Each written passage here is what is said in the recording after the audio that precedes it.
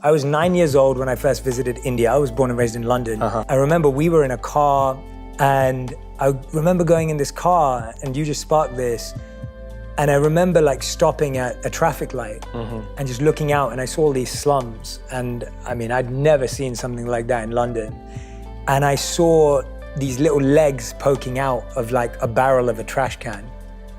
And I was just, and the legs looked little, like of someone my age, like around, and then slowly I saw her whole body come out, and it was this girl, and she didn't have any hands.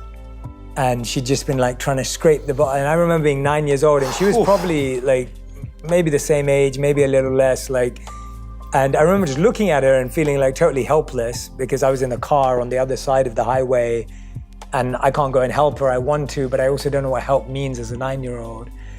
And it was one of those experiences that, you know, and then I went back, I remember, to my hotel, and I remember hearing like someone was arguing about not enough menu options on the buffet. Hello everyone, my name is Fawaz and this is my YouTube channel. The reason why I'm making this video is to break down this conversation between Trevor Noah and Shetty. I used to think that I am the most misunderstood person ever. When I mean A, people think I mean AIDS. They think I mean Y, you know. I feel like I don't know where I'm going to say the right thing, and I just keep short most of the time. You know, even when they ask for my opinion, I still don't know the right answer to give or anything, so I just like keep short. No matter how I ask, it's always taken in the wrong way. So I just keep short most times. So I was scrolling through YouTube the other day, and I believe I struck gold. The conversation between Trevor Noah and Shetty. So the conversation, I believe, was one of the things that helped me better my life. I think this conversation has helped me be a better person and better the life of the people around me. I feel so connected to Trevor Noah in particular, and I'm proud to say I've watched most of his videos on YouTube, Audible, like I've read a book also on Audible, Born a Crime, because he's kind of a person that I connect with. So purpose of this video is I'm trying to like talk about it in the way I understand, how it has been a guide to my day-to-day life. Let's go. Did you end up reading Harry Potter? I didn't ever read it. I've watched all the movies. Yeah, I never. Oh, you watched it? Okay. Yeah, I watched all the movies. So I know all the. I'm a big fan actually. Okay, of the movies, yeah. So I feel like your friends in life are your Horcruxes. Oh, interesting. Okay. You know? Yeah, I think as people, what we do is we break ourselves into parts, and whenever we meet people, we give them a part of ourselves. And some people we give more than we give others, but we give everyone a different part of ourselves. No one in your life has the same part that another person has. They may seem similar, but they're not. Your mother and father hold different parts of you. Your uncles, your cousins, your brothers, sisters, your friends, whoever it is, they all hold a different parts of you. And the same way Voldemort could use that to come back to life, I feel like we can use that to come back to life. Wow. Do you know what I mean? Yeah, you watched a different movie. I read the book. Yeah, you read the book, my friend. In Harry Potter, Horcruxes are like objects created by the Dark Lord Voldemort so he can retain his immortality. There's a diary, there's a ring, there's a cup, there's a snake, there's a locket, and there's a diadem. Each object represents the Dark Lord's soul, so in a way that if one is destroyed, it can always come back to life using another item out of all those items, you know. So Trevor here now says that, to my own understanding, that you can't be the same person with everyone. When you're with Steven, you talk to Steven like you talk to Steven. You can't talk to Michael the way you talk to Steven. Like when you're in Rome, you act like a Roman. You can't be a stripper in a church. When you're in a comedy show, you can't be there like you are in a funeral, you know. I used to feel misunderstood, misinterpreted. I stopped feeling that way because now I know who needs to know what, who needs to know this part of me, who I can connect with this part of me, what kind of tone to use to whoever I'm speaking with. And I'm so glad, I am so like grateful that I found this video. It's really helped me a lot. Let's continue the video. My mom is a Bible scholar, and she reads the Bible every day. Not all of it, but she moves through it every single day. What I found fascinating is that she's been reading the same book for decades now. And every day she'll send me an email or a message about a scripture and how it pertains to her life as she sees it now, in this moment, how it has been and how she thinks it will be. And what I found particularly fascinating about that is the fact that it's the same book, and yet it keeps meaning so many different things to her. The same story, but it keeps meaning so many different things. And I sometimes think about my life in that way, is depending on where I am, depending on the moment, depending on where I've been and where I'm going, the same experience reveals a different parts of me. The same experience reveals why I am who I am, or why I'm doing what I'm doing, or why I even have an idea of who I am or why I am. This part actually taught me something else, right? So when I watch the original as a vampire movie, when I watched it for the first time, I enjoyed it. I enjoyed it. I was like, oh, this is a good show, something like that. When I watched it the second time, I learned something different, and each time I watch any series, when I watch it again and again, it's because I'm gaining something there. I feel different about it every time I watch the same movie different times, right? So when I watch it, it's kind of like make me feel safe, like I'm home, because I can relate to whoever is like on the show. Like I already know what they are gonna say, like something I kind of feel home, like I am home. Every time I watch something, it's always a different thing that I'm learning, right? And now every time I do something, I always think, oh, what will Amir Khan do? How is Dominic Toretto gonna get out of this kind of way? If I'm like stuck, how do I get out of this? So when I go over to do something, it always gives me a new idea and a new way of thinking, and I kind of see life the same way now. And now something different that stuck me out of this, that when you're praying to God for something the first time, don't think, oh, my prayer is answered, I don't have to pray anymore. It's always good that when you pray, you continue it. It's just like movie to me, right? When I'm watching movie, it's like when I watch, I see, it's like giving me clarity, and then I like when I watch it and I didn't see something coming and it happens, then next time when it happens, I will have seen it coming. I'll be like, oh, the reason why this thing happened is because this thing was like this. Then I kind of see the plot twist before it comes, something like that. I always go back to the things that give me clarity, and it helped me improve, and it shows me how it was like eating for me before. Let's continue the video. I work on healing every day. You know, I grew up in a world where we almost didn't have the time nor the resources to heal. And I think for a long time, I was very comfortable in accepting that as just being my world. Oh, that happened. I shrug it off and you keep on moving. Wow. Yeah, you shrug it off. That happened to you, domestic abuse, okay, poverty, whatever it may be, violence in the community or at home, whatever. Yeah, but that happens. You keep it moving. You shrug it off because it is happening. And funny enough, you can grow up, and I grew up in a world where I created this narrative in my head that it was not bad because it was happening to everyone. Wow. And so yeah. Now most of my life, is spent acknowledging that it was bad. I'm never grateful for suffering. I'm never grateful for pain. I'm not grateful for those things. What I work to be grateful for is the resiliency that may exist in my family and our ability to adapt. But I'm not going to be grateful for a horrible thing that happened to me or the people in my life. Yes. Because we learned how to deal with it. Yeah. I would like to live in a world where my child doesn't have to develop that tool. Let them develop another tool. Yeah. Let their tool be, I had to figure out how to feel good about myself when I couldn't get as many TikTok followers as I wanted. Let that be their tool. But I understand the esoteric idea. I understand what people are saying sometimes, but I'm almost allergic to it, because I think sometimes what it does is it justifies what people are going through, or it justifies the idea that we we don't need to do more, or people aren't going through something bad, because it creates the best. It makes diamonds. It can create diamonds. And I'm like, yeah, but what it can also do is pulverize a lot of people into dust. Yeah. I'm going to like break it down in proverb. I am not who I think I am. I am who I think that you think that I am. Right? That's the first proverb. And then there's another saying that says, you know a man's attitude when he has it all. Poverty is your best teacher. As an African and a Nigerian, I can relate to this in a way, right?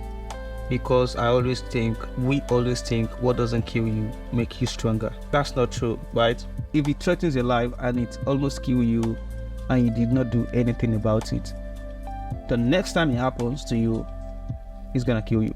Try to heal first, instead of accepting that that's how it's always going to be. Why don't you try to heal, so when it happens next, it doesn't take your life or harm you in a different way? So you build a life for yourself. Like when it's raining, you already have a roof, you already have something to block the wind off. You know, it's poor to have a poor mentality. Honestly, it doesn't pay. A poor mentality will only slow you down in life. It's always going to like hold you back. No matter how you try, it's always going to drag you back, because when other people are making money, they are investing it, they are using the money to like do stuff for themselves, they are using it to buy convenience. People pay for insurance, but poor mentality will be like, oh, I'm not gonna pay for insurance, I'm not going to put my money in the bank, I prefer to have it on me so I can always see my money where I have. So now your apartment burn, or maybe you go out, they rob you. There's no way to recover your money because it's gone. Poor mentality hold you back. Now you are back to square one actually. I know I'm taking all of this out of context, but it's just like poor mentality is always going to hold you down no matter how hard you try. I just had a double inguinal hernia surgery. Which means that both my hernias, which are on either side of my groin, had to have incisions in my stomach and a mesh put in there. It's not life-threatening, but it's massively inconvenient. Yes. And I didn't work for 3 weeks. This is my first week back at work, and I'm feeling the funniest is when you try and you have like a sneeze or a cough the first time. Have you had this? Yeah, and then oh my god, that makes the funny is when it happens, and the first time you don't realize how painful it would be, and now your body doesn't allow you to cough or sneeze, but it's amazing. It's almost funny to what we're talking about. This is what I mean, right? It is amazing how quickly your body responds to trauma or pain. Yes. It's amazing at how quickly it works to protect you from it. Because if I said to you, don't sneeze or don't cough for 3 weeks, it's impossible. Yeah. But one cough and one sneeze when you've had your hernia or any surgery that's abdominal, your body goes, I never want to experience that again. Never. And then you know exactly, but you know exactly what I mean. I know exactly what you mean. For the first, I was scared that I was going to pop my hernia again. Yes, exactly. It's the fear. Yeah, there you go. Fear. Yeah. And so I'm walking around with a pillow like halfway through the day. My wife's like, what are you doing? I'm like, I might cough. And she's laughing at me. I'm like, you can't make me laugh either. Like, I was like, I couldn't watch comedy for 3 weeks. Yeah. Because you can't laugh. It hurts so much. But the reason I brought that up was like, am I grateful I got a hernia? No, like why would I be grateful that I've been working out, I eat healthy, Yes, I'm like, you know, I'm a mindful individual, but I ended up with this from working out and everything.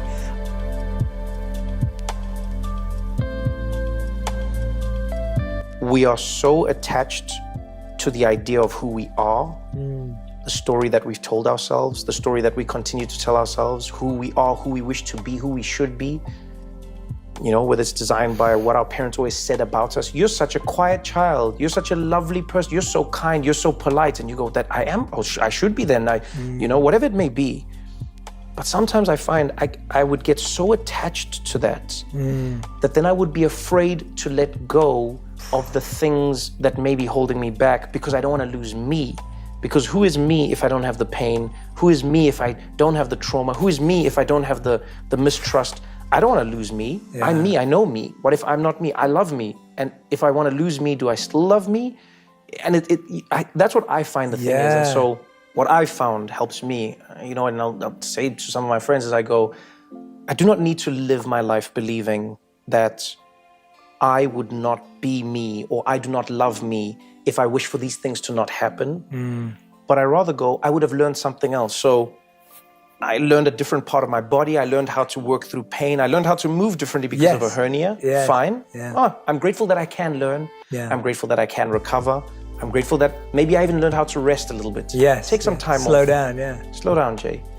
But I also sit with it and go, but if I didn't have that hernia, if I didn't have that trauma as a child, I would have had the opportunity to learn something else. Yes. So maybe my tool wouldn't have been used on this, it would have been used on something else. And that doesn't diminish me or who I think I am. It just allows me to almost exist. I get scared and I make a lot of poor judgments in the past, and they've affected me in a way I did not believe they will affect me. I made a lot of decisions that I've regretted, and now that I'm learning, I've seen what poor judgments can do to me and how it can like affect me in the negative way. So now I have to think before acting or before doing anything. I have to think it through. My worst fear back then was deportation, right? But now the way I think is that, oh, what if it happens? Okay, if it happens, before it happens, I'm going to make most of this opportunity that I have now. I'm going to make use of it in the best way I can. My friends are from South Africa. Friends I met doing different things, all organic meetings, which I'm a sucker for. I'm terrible at making friends, partially because I don't trust people easily. I exist in a world where I can be friendly with many people, but you know, it takes me a while to accept that this person is actually a part of my life. Right. And I think for a long time it was because, and still is sometimes because, I have an idea of putting something on that person where I may need them means that they may disappoint me. And then on the other side of it, them needing me means I could be in the position to disappoint them. You know, and so as we learn people, I find we learn what they can and cannot do. We learn who they are or are not. And it's always situational for me. You know, that's when I'll call you like a friend, is that I know how you are in most situations. Yeah, it's a good definition. You know, that for me is the definition of a friend. So, you know, we use it loosely, obviously, but, you know, I can be friends with you and we always meet for lunch and always meet for, but then I only know you in one way. My friends, I start to be able to, I almost store in a vault in my mind. I can say for a fact, if we're friends, if Jay was here, this would bother him. He would like that. He would probably say this, and that's why he would act this way. Yeah. Friendship is a choice. Every other relation we have isn't. And so even your relatives can become your friends or may not be your friends. Yeah. And I think understanding that illuminates a lot of how you interact with people in the world. So, speaking of friends, right? I learned recently to not do stuff by yourself. Ask others for help, right? That's why you need friends and need help, right? So I'm used to doing everything myself. Even in my line of work, I always try to like do pictures and videos at the same time, of which I didn't know it was killing me. It's affecting my camera badly. There's a lot of stuff that I didn't see, and when I see it, it's already too late. There was this time I came across this quote that said, teamwork make the dream work. So ever since then, I've been trying to get help. I've been hiring people to come work with me when I'm working, and I never regretted it since then. And it's making my work faster, making my clients happier because I get to deliver their work faster. So if I didn't think of getting help or hiring other people, I will still be stuck and I won't be able to like advance or be able to like progress further. I used to have some things in my mind that I just laugh about just by myself, but ever since I started hiring people, or since I started like making friends with my fellow colleagues, and I find out that I am actually building friendship, and even though they are helping and they are getting paid, but some things are now things are now different. When I hire them and we do stuff together, we get to like make jokes, we get to like learn, and I know them, I get to know them, I get to know the kind of person they are. I'm getting wiser I'm learning from them. I'm like discovering a lot of things about them. And my youngest brother said one of the most beautiful things one day. We were trying to have dinner as a family, and we're taking a quiet moment, and you know, someone came over to the table and they're like, hey, can I get a selfie? And this is happening in the dinner, and you know, and someone who was with us said, oh man, that must get annoying. And I was like, well, I get it. And I said, I just don't understand the familiarity and I don't understand it truly. And my brother said one of the most interesting things. He said, no, what you're not understanding is a disconnect in your relationship, in the relatability.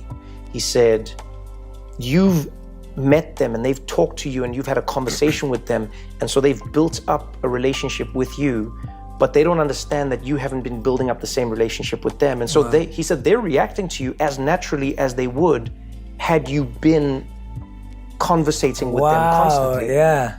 And so he said, if anything, they're acting normally. You're acting weird. Because they go, hey, Trevor. And you're like, who the hell are you? And they're like, what do you mean? We've been friends for 7 years. I watch you on TV every day. Yeah. So this is actually very funny, and it's make me realize some things that I didn't realize before. It's good to invest in real friendship, not imaginary friendship, right? In the past, right, I used to be obsessed over Olamide's music, right? And I always think, oh, whenever I meet him, it's going to be epic.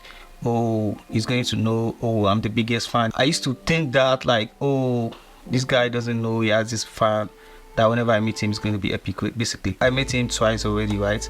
The first time was in a show. I didn't even have the chance. And then the second time, I made a video. Then I was like, oh, I'm going to work on this video overnight. So when I post it, it's going to be like, oh, this is his biggest fan. He made this for him. It's this short hours and everything. That was the beginning of me getting very angry, basically. So after I make this video, it was banger. Everybody was tagging him on Instagram. Everybody was like, oh, this is bomb, this kind of stuff. I was expecting my celebrity to like, oh, my friends, my imaginary friends that I've been making, I was expecting, oh, he's gonna post it this. I was thinking I know him, of which I don't even know that I don't even know. I don't know him at all, right? So when I post it, I feel so sad. I feel so sad that, oh, he didn't even post my stuff. I thought we were cool, this kind of stuff, you know, very stupid thoughts. But if I didn't watch this video, I wouldn't have found out that there was this disconnect, right? You're supposed to connect, but it's not disconnected. I'm building a relationship with him, but it's not building it back. It doesn't even have an idea that somebody was building relationship or building friendship with him. So what that taught me was that instead of building a disconnect relationship, instead of building an imaginary friendship, try and invest in real friendship. So when you invest in real friendship, which is what I've been doing now, I invest in real friendship. So people that we do, like, we kind of like match, like, oh, me and this kind of person listening to the same song, me and this person listening to the same artist, like, you know, we kind of like love the same movie, so we get to like talk over the same movie, we get to like gist over the same artist, like this kind of stuff. So I'm glad I actually like I'm glad I invest in real friendship, and it's been like making me like feel a little better, and we thank God. How does a monk fire someone? How does a monk fire? Well, I'm not a monk anymore. I'd love to know, how does a monk fire? Like, you sit the person down. Oh down. God, it is. You know what? The thing about it is so uncomfortable. Oh, it is? It is so uncomfortable. I thought maybe as a monk it was like super chill, and you just come in and you go, in life, everything is happening to you. You know, everything that seems bad could be good. And so do not think of this as me letting you go, but rather think of this as me setting you free. Yeah. I thought maybe it would be something more surrender. like that. Then you have to end it with surrender. No, that would be brilliant. The guy is actually like, he's very funny, and I'm just glad I found him. I never even knew that he existed, man. But thank God for YouTube, and thank God for Shetty for having him on the podcast. That was how I get to like discover him. It's been a life-changing experience for me, and I like the way he reasons, the way he thinks. It makes me challenge myself to think better, you know. But here we go. I would have to say, growing up religious, instilled within me the idea that I could have conversations with myself, and they were necessary in order for me to process what I was going through. Wow. You know, that's what prayer is, in my opinion. It's a conversation that you are having multiple times a day. You are remembering, you are thinking, you are discussing, you are exposing your vulnerabilities, you are, whatever it may be, you're doing. In doing that as a little child, you know, getting on my knees and praying, one of my favorite lessons that my mom taught me was that your relationship with God is your relationship with God. You know, if I was in trouble, she wouldn't say to me, pray in front of me, let me hear you pray. No, she'd be like, you go and pray. And so what I am grateful for in that experience was that my relationship with God was then always my relationship with God. It was my conversation. It wasn't performative. It wasn't, I remember as a little kid, just like asking random questions. You know, I'd go to bed and I'd be like, oh God, oh man, why do I break things all the time? It's just like, why? I don't know what it is. Like, I mean, you were there with me. I don't know why. Why don't you stop me sometimes? Like, you know, you never stopped me. I'll just be there as a kid and I don't want to break things, but then I broke it and I knew it was going to break, and now mom's angry and please try and make her not as angry. But I'd have these conversations and I would feel different afterwards. I would feel better. I'd feel like I'd processed something. And that is an element of prayer that I think a lot of people take for granted, is that processing of the information that's oftentimes just running away in your head. This is gold, man. You know, one thing I really grab from this is that my relationship with God is my relationship with God. When I pray, I do it in my own way, in my own pace. Because I wasn't screaming loud enough for you doesn't mean I'm not praying. Because I'm not screaming, like being on top of the rock, stripping myself naked for you to see that I'm praying, doesn't mean that I'm not praying. When I'm about to do anything, I sit down quietly, I try to focus on God, and I don't know how it works, but I feel like I'm having a communication with God. And the way I do things, I've been doing them since I was like very little, and when I do them, it's been working for me ever since then. When I shut my mind and try and focus on one thing and pray to God, I always share a moment with Him. I talk, I don't know if it's crazy, but the way I process it, it makes sense to me. But because it doesn't make sense to you, doesn't mean you should undermine my own process or my own communication with God. So because I'm not praying the way you're praying, because I'm not doing it the way you're doing it, or I'm not doing it the way others are doing it, doesn't mean that I'm not doing it. Everybody have their own way. Everybody have the way they communicate to God, and God is always there for you. Whether you are in the corner of your room praying, whispering, God is listening. That's what they say. I think I'm more and more confident in being an idiot, to be honest with you. You know, I have friends who I consider smart because I can ask them about anything. You know, I have friends who know about, quantum gravity and whatever it is, space books. I always go like, you're reading space books again. I have friends who know about, the deepest trenches of football history. I know friends who, they're smart in my opinion. But I'm proud to say I'm an idiot. And so when you let go of that sometimes, what I find is I then enjoy asking questions. Yeah. Back when I was in SS2 or SS3, I forgot, went on an excursion and there was a quick debate among schools. So each school would present a representative. I remember going up on the stage and the debate was about discovering it yourself or learning from others. They didn't want us to choose. Then they just assign each person to a box, hey, you go over there, you are doing this. Hey, you go over here, you're doing this. So I was the second on the line. We have two groups, but I was second on the line on the I think learn from others group. Yeah, learn from others group. I never process or I never even think about the answers before. I was just thinking, oh, what am I gonna say? What am I gonna say? But the whole idea, the whole answer that I have in my head is for discover it yourself.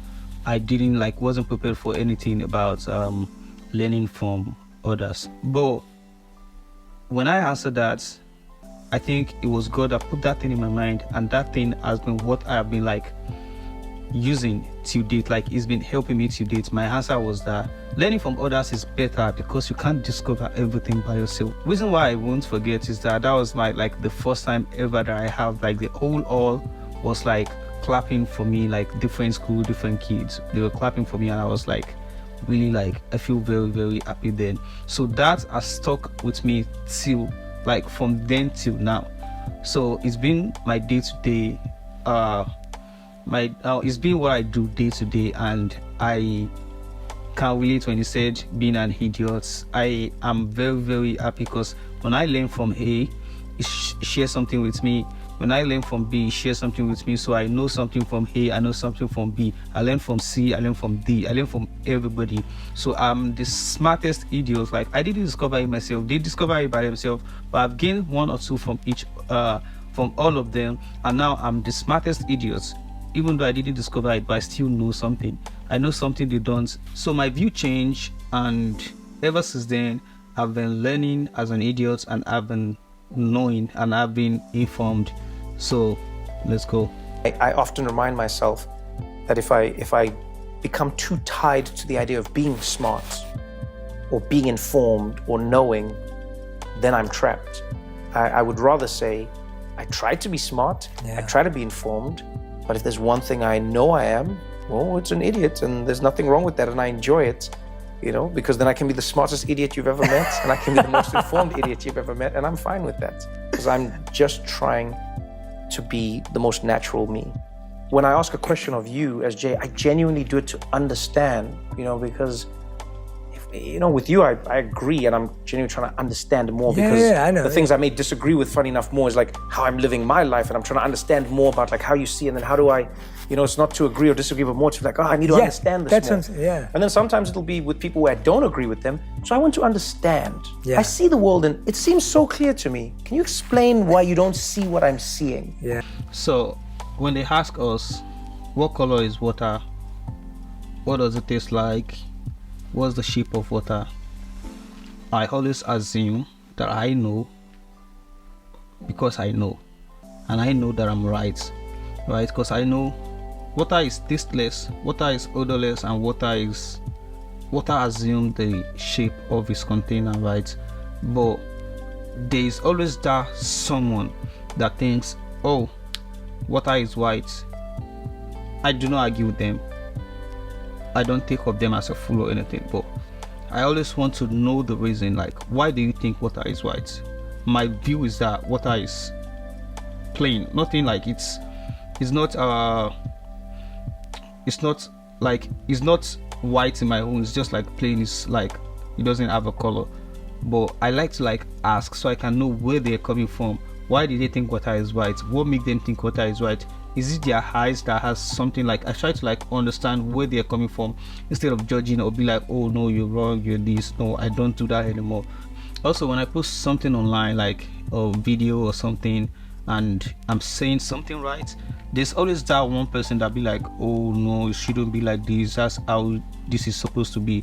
So I don't condemn or like argue. I just be like, oh, why do you think that? Why do you think this? Like, and when they explain, I try to see where they're coming from, and I try to understand them. Everybody have different view, everybody have different way of saying things. I'm learning, I'm listening to understand, not to reply, because I believe everybody we don't think in the same way, basically. Something really interesting, she was saying, I just never grew up with an opinion. She goes, I've just never really had an opinion.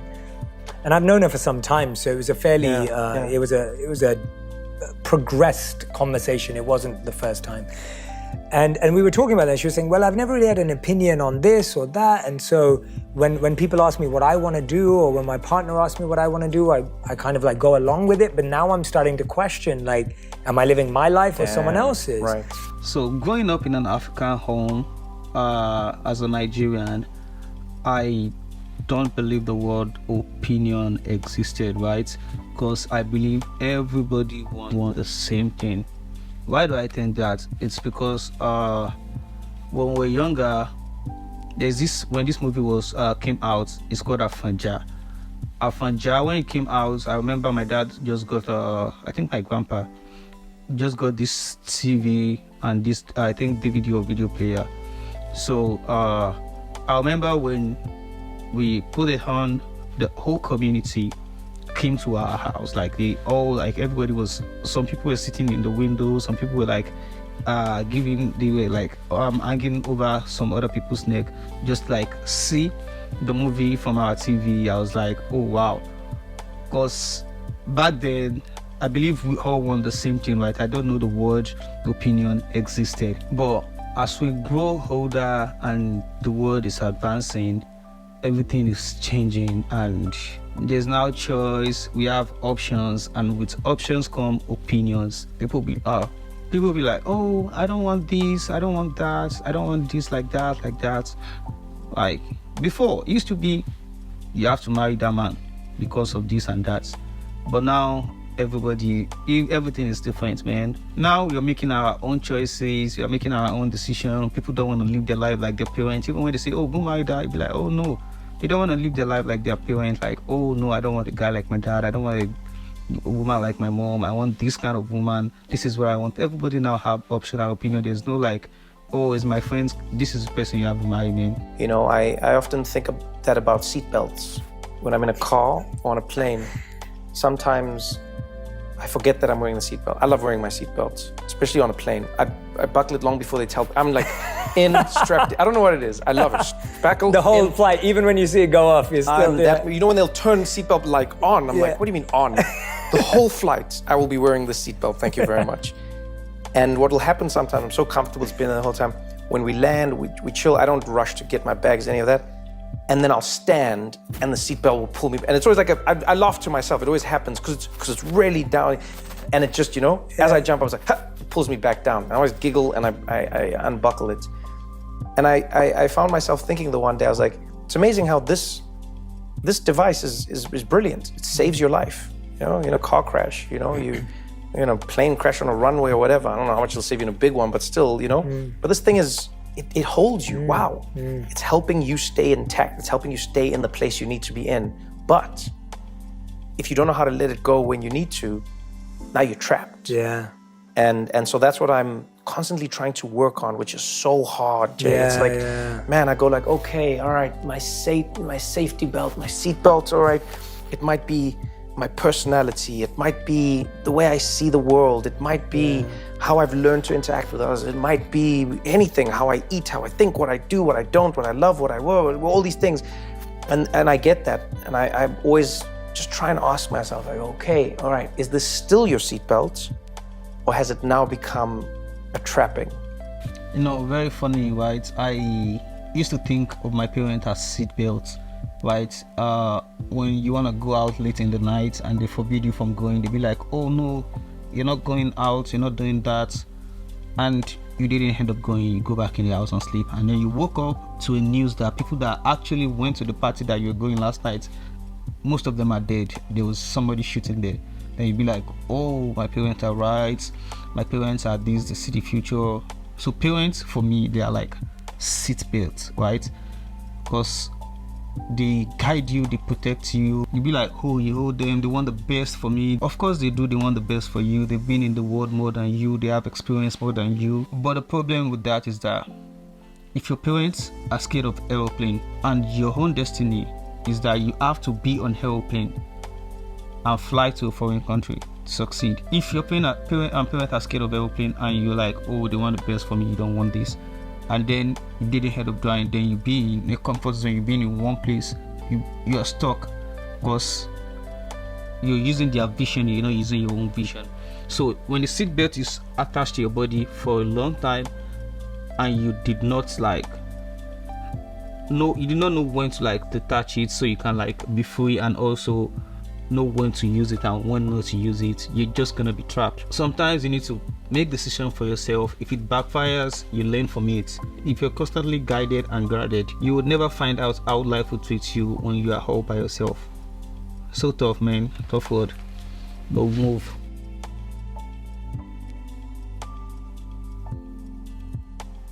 My second question, what is the worst piece of advice you've ever heard? Always be yourself. That's brilliant. All right. There are times to be yourself. Don't just be yourself. People say though, relax, but you just be yourself. Yeah. Relax. Yeah.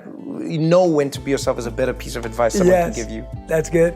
It's not that you don't become relatable or you aren't relatable. It's how people relate to you. They have one idea of who you are. I can be friends with you and we always meet for lunch and always meet for, but then I only know you in one way. My friends, I start to be able to, I almost store in a vault in my mind. I can say for a fact, if we're friends, if Jay was here, this would bother him. He would like that. He would probably say this, and that's why he would act this way. Yeah. And that's, you know, that's how I think of my friends. Yeah. But that core has kept me, you know. I always think, did you end up reading Harry Potter? I didn't ever read it. I've watched all the movies. Yeah, I never. Oh, you watched it? Okay. Yeah, I watched all the movies. So I know all the. I'm a big fan actually. Okay, of the movies. Yeah. So I feel like your friends in life are your Horcruxes. Oh, interesting. Okay. You know? I think as people, what we do is we break ourselves into parts. And whenever we meet people, we give them a part of ourselves. And some people we give more than we give others. But we give everyone a different part of ourselves. No one in your life has the same part that another person has. They may seem similar, but they're not. Your mother and father hold different parts of you. Your uncles, your cousins, your brothers, sisters, your friends, whoever it is, they all hold a different parts of you. And the same way Voldemort could use that to come back to life, I feel like we can use that to come back to life. Wow. Do you know what I mean? Yeah, you watched a different movie. I read the book. Yeah, you read the book, my friend. So, thank you, Trevor and Jay, for this video. It's been a life-changing video for me, and it's make me see what differently now. The way I used to think of it before is now it's like changed, and I'm very, very grateful for this video. It has changed my life, and I've learned a lot from both of them. And special shout out to Trevor. It's been a blessing knowing you. Not that I know you, but it's been a blessing discovering you. Let me use that word. It's a great thing. Thank you guys for watching. If you really love or like this video, I'm gonna make more of it, like at least once a month. So if you want to see more of this kind of video, you want to see me like break down a lot of motivational talk that I've listened to in the past. If you want to see more of this kind of video, like, subscribe, turn on the notification bell. I'm gonna be dropping this kind of video at least, let's say, once a month or maybe twice a month, depends on my schedule. Thank you for watching, and I believe, I hope, and I know we'll see you again next time. Thank you so much.